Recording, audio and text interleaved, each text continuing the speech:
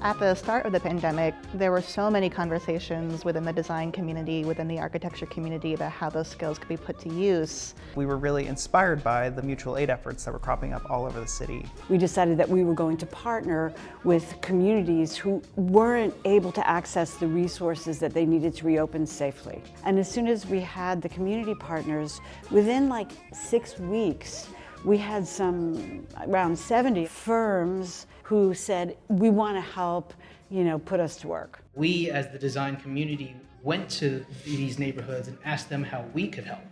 Our neediest businesses in our district were not able to access government assistance because they lacked the English skills or they did not know how to interpret the rules. Helping them to sign up and doing that for them gave them a bit of the courage they needed to take advantage of these programs. Every single business that was assisted through the Neighborhood Now program at the height of the pandemic survived. But after 6 weeks, the kinds of things that our community partners most wanted to do was help their communities heal and recover from the pandemic. People were really getting afraid to leave their own homes. We really wanted to claim space in our own neighborhood, bring lights, create a critical mass to celebrate with us our cultural heritage, having the chance with Neighborhoods Now to realize that it was an amazing opportunity. The night market is this open air festival that we hold once a month during the summers. You would always overhear conversations saying, this is the first time I came out since the lockdown. Yeah. It's a community reunion.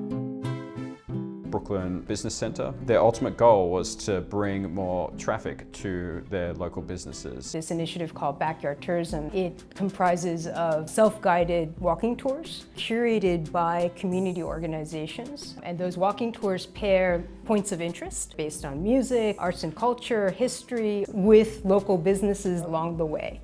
It's about community narrative. It's about community highlighting things that are special. Backyard tourism has come along now to give that platform to these businesses that you've helped nurture and grow so far. Every time I don't really have the funding, Neighborhood Now says, okay, we have this organization that wants to support you, architects, engineers. Oh, we have such a marketing crew, our marketing team. Their business is in our communities.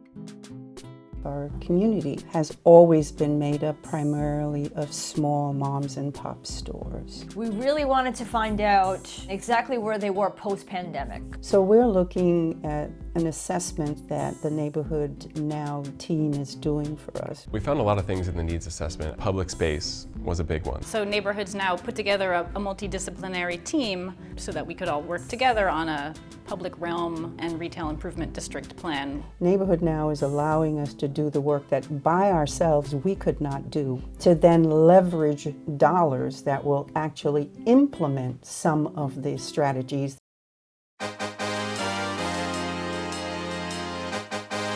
We're trying to think about how is a neighborhood culturally dynamic and diverse with both community members and with the designers from Neighborhoods Now.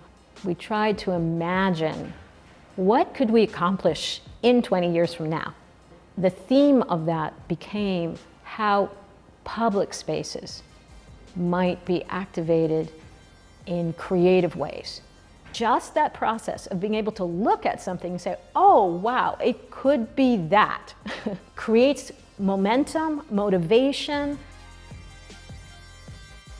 We've been working with the Northwest Bronx Community and Clergy Coalition, and one project that they're really coalescing around is the use of the Kingsbridge Armory, which has been sitting vacant for decades now, and several plans on how to use that space have come and gone, and the immediate Kingsbridge community has had very little input. The design team has been supporting NWBCCC on a needs assessment about what the Kingsbridge community really needs. I think this is really going to be what helps us make the case for what's possible. It's a wonderful thing to create partnerships, real partnerships that are respectful of what is in a neighborhood now, what's the history of the neighborhood. You don't do to the neighborhood, you do it with the neighborhood.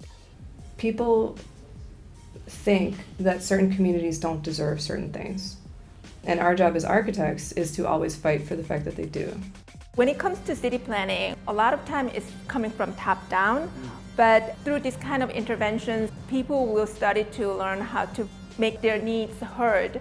So if we could go down this route of community-led design, participatory design, and flipping the power structure, we're going to start moving in a route where cities, neighborhoods, districts, right, start to look the way that the community wants them to look.